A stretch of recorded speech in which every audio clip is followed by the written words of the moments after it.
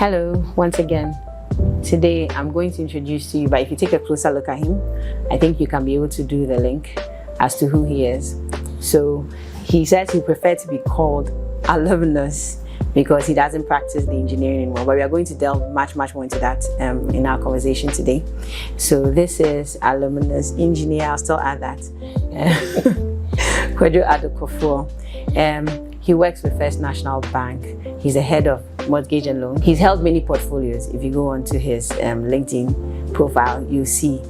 I was trying to quickly get what this is. He's also co-founder of Ghana Home Loans. Yes, I think we've heard that in the adverts very often. When I saw it, I was like, oh, okay, wow. So we are really proud of him. Even though he isn't practicing engineering as a core, I'm very sure it has a lot to do with what it is he's doing today. Right. And we're going to find out what that is. You know, we are really particular about that because we want you to know that you're not boxed into only engineering because you read engineering or you are reading engineering. You can do anything else you put your mind to with an engineering background. So you have a perfect example here today. And we're going to go in straight away and ask you to give us a little bit about yourself, when you started and all that, when you came in 1987, even before I was born. So you're welcome. Oh, thanks. So I did. I completed Prempeh College and came in 1987. Independence Hall, proud Spartan.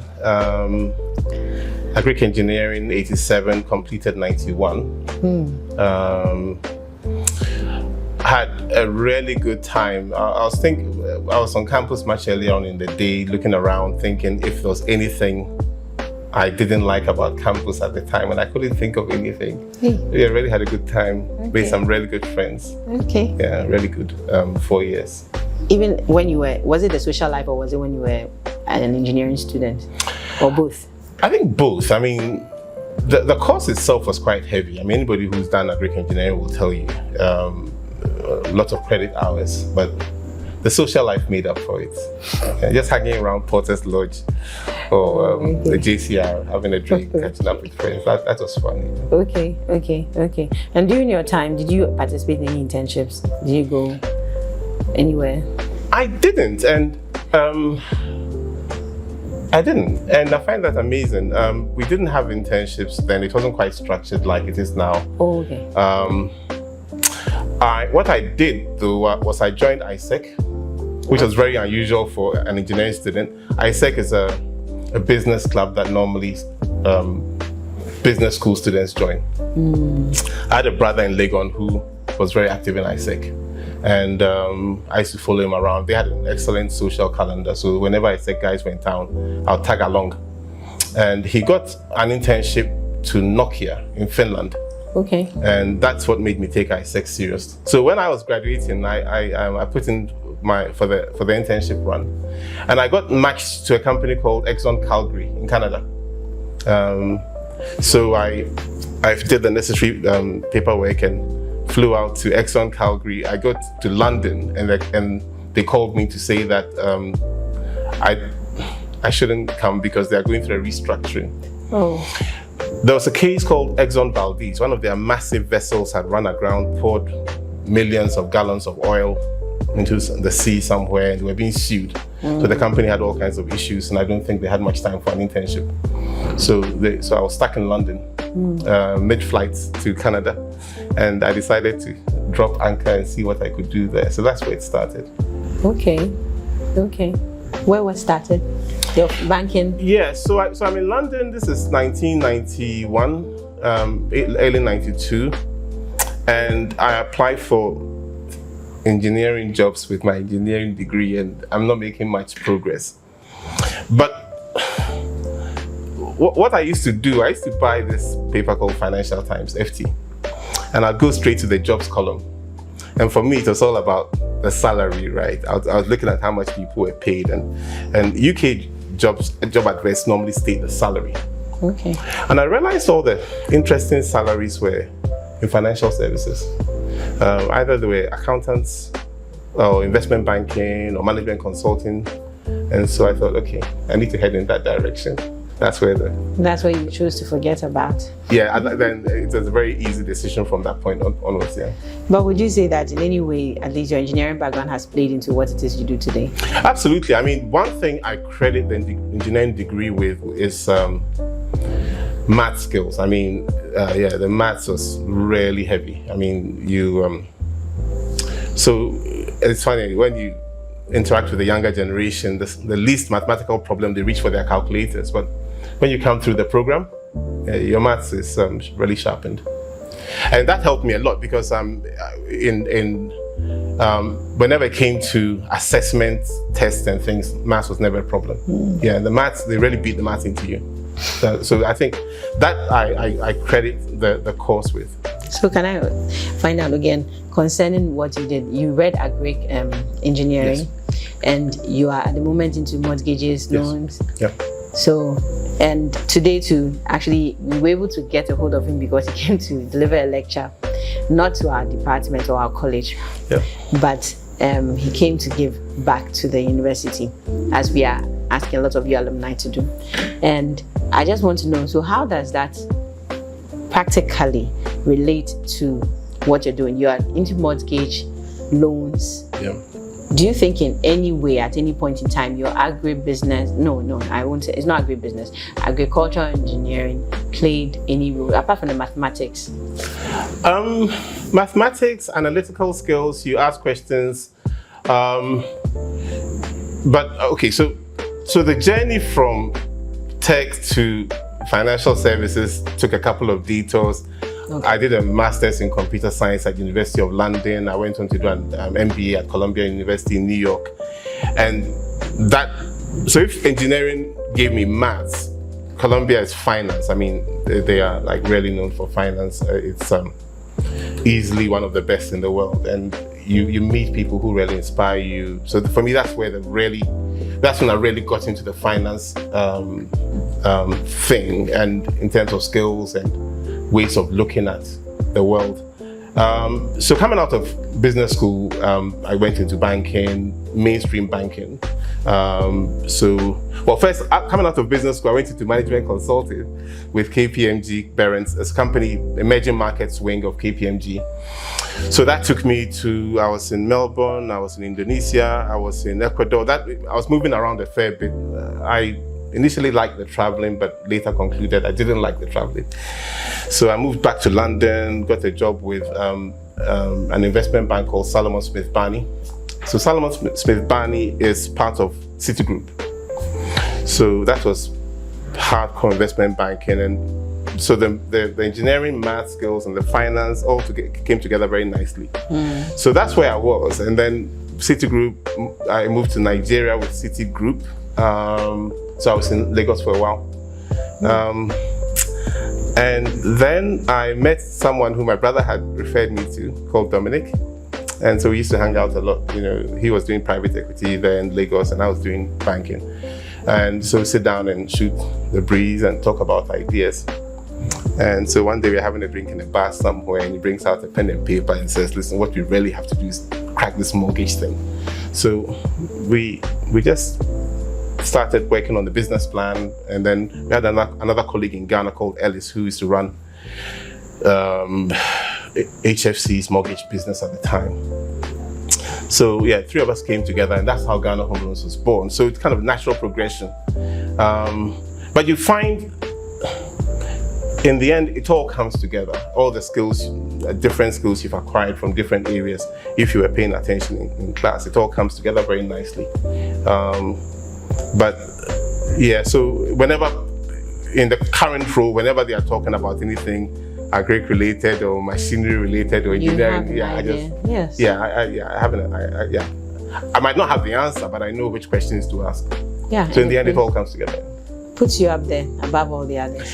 Yeah, I mean, so you ask questions and people don't know why you're asking those questions, but it's because of where you've been. Yeah. And then you also have told us that you had quite a social life while you were on campus. Yes. I would just like you to highlight that, the importance of not being a bookworm only, but having a social life on campus. Yeah, I think that is absolutely important. I think it's probably even more important than the books, if you ask me, because the books you come, do, and move on, but the relationships you make, the contacts, the friendships you develop, the things you pick up, because in the end, this is 4 years of your life, but you're going to spend another 30, 40 out there. And the fact that you've got people you can call on a first name basis, it makes a world of a difference. It's funny, I was at an event last night. I've got to tell you this one. So we had an event last night. It's this group called Oxbridge and Ivy. So Oxford, Cambridge students and the Ivy League students got together. We had a reception. And after the reception, we're having drinks afterwards. And one of my colleagues at that event made a comment I hadn't thought about. So she stayed out during her youth. She lived in New York, grew up in New York, went to Columbia, stayed there. And she was talking about how those of us who've gone to school here, when we get together, we are so tight, nobody can enter the circle. And I hadn't thought about it that way. But it's very important to build those social connections. Yeah. And because in Ghana, it's all about, I don't say who you know, but who knows you. I mean, it is. Sometimes it's who knows you, not who you know. I mean, you might know the person. If they don't know you, it doesn't make a difference. That's not very useful. Yeah, that's true. So, yeah, and it happens. It's one of those things that I think I would encourage. If you're on campus, you should do that. It was a lot easier in our time, I have to admit, because I don't think the tech population was more than 5,000. But now it's almost 100,000. It's difficult to meet everybody and know everybody. But at least a critical mass you should know. And they should know you. Yes, even if it's difficult to meet a lot of people, you can still make a lot of friends. Absolutely, good friends. While on campus. Yeah.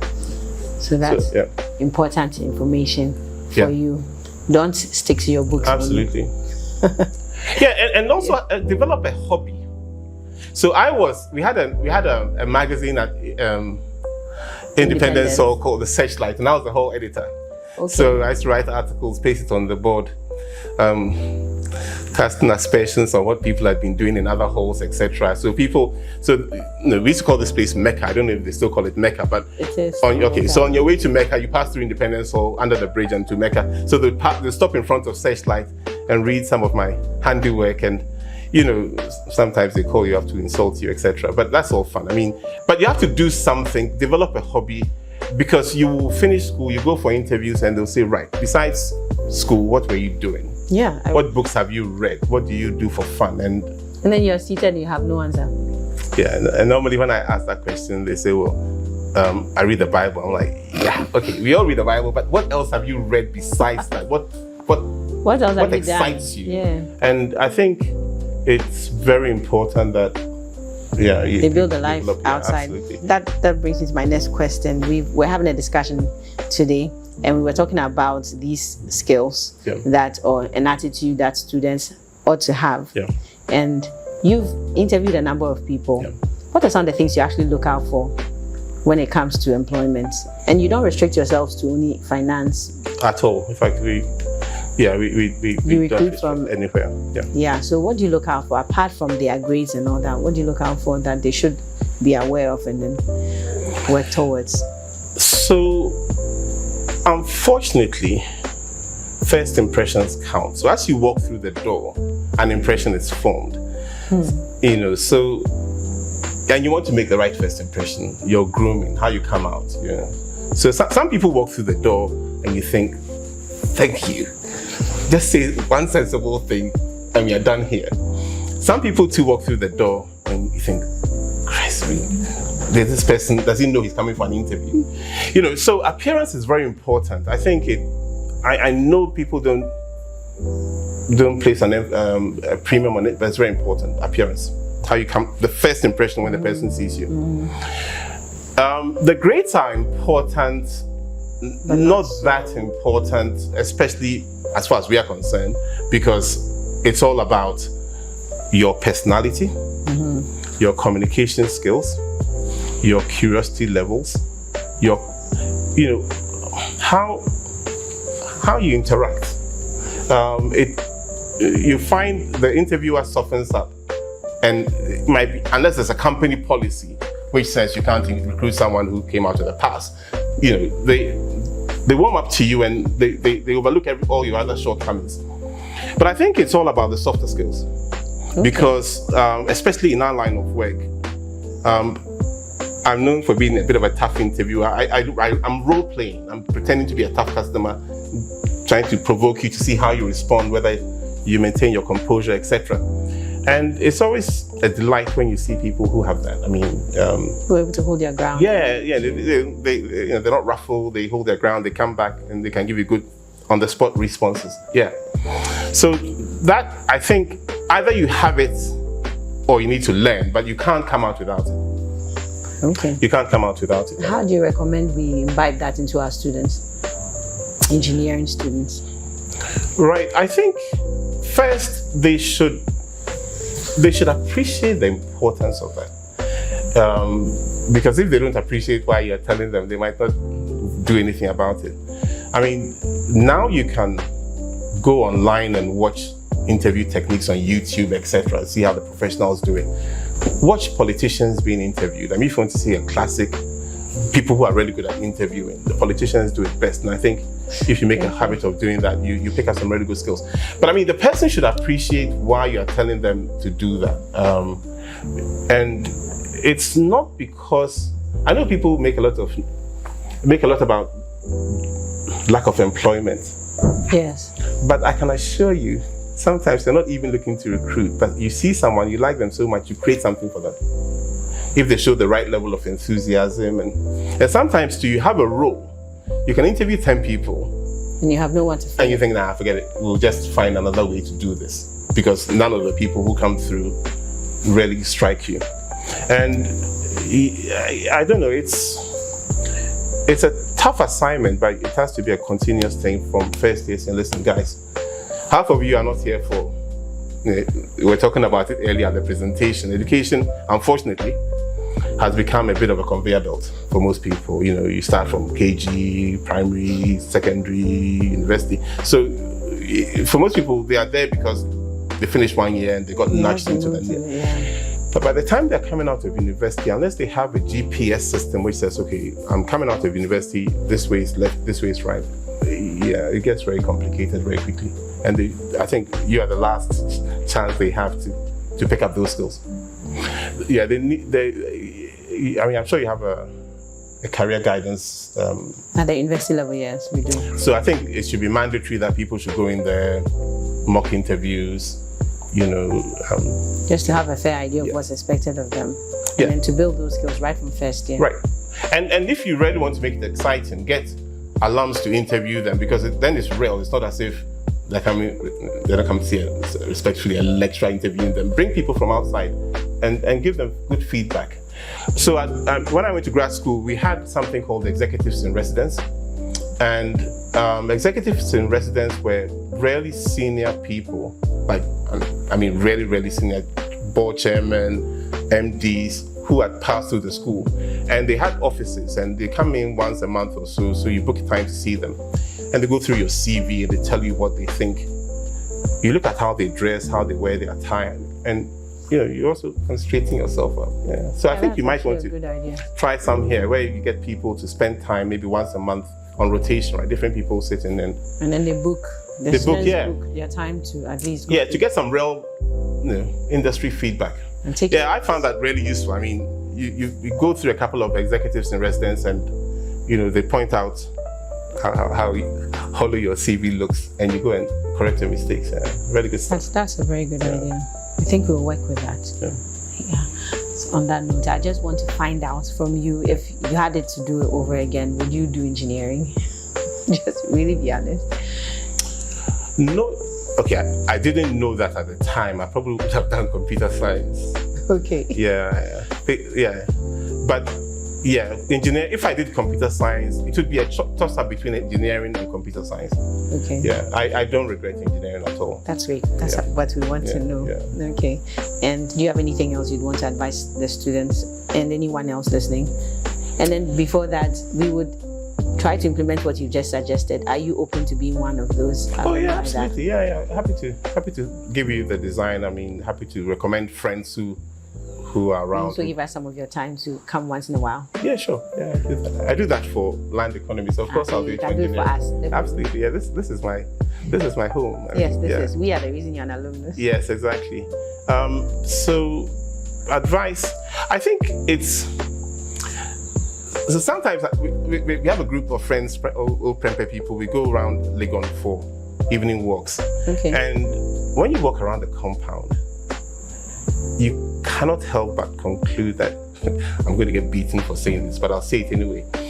The compound is almost wasted on the students, right? They don't appreciate how beautiful it is. No. Beautiful compound. And the same with tech. I mean, you come back and the students are just walking around their little hostels, but when you go around Bubro Road, it's a wonderful compound. I think advice to my younger self, definitely make use of the campus, lots of resources, lovely compound, have fun, as I said, make good friendships. Definitely study, but don't stay in your room. There are some who just lock themselves up in their room when they come back from classes. I think that's an awful waste of campus life. Join associations, join clubs, all those, and I mean like rail clubs. The social activity. Yes, get the social bit going, because it's always going to come up at an interview. And besides, you meet people, it's a networking thing. You meet people who are also with those associations. Yeah, and it's very powerful. And once you form that habit, when you go into the work life, you join associations like Rotary. In fact, Rotract on campus, I forgot to say that, Rotract on campus, they had the best jams. I mean, if you missed the Rotract jam, you never forgive yourself. They had a lot of fun, and they've gone into Rotary. And anybody who knows anything about Rotary knows the networking potential there is huge. Absolutely huge. So I once had an interview like this somewhere in the hall, and one of the students said, well, what should I do? I come from a very underprivileged background and I don't know anybody, I don't have a network. So I said to him, join Rotary. And I took his number. And I said, whatever you do, find a Rotary club and join it, because it will expose you to people you probably otherwise wouldn't meet. I called this boy back like 6 months later. Do you think he's joined the club? No. And I said, listen, you had a problem, I told you. Join the club. If you don't know a club to join, call me. I'll introduce you to a club. And so I think it's that initiative to move forward is very important. But you need to push yourself, because it's a very, very competitive world out there. It is. Very competitive. They find out only when they get out. Yeah, very competitive. Thank you so much for your time and for your advice and the insights. Right. Thank you too. See you another time. Thank you.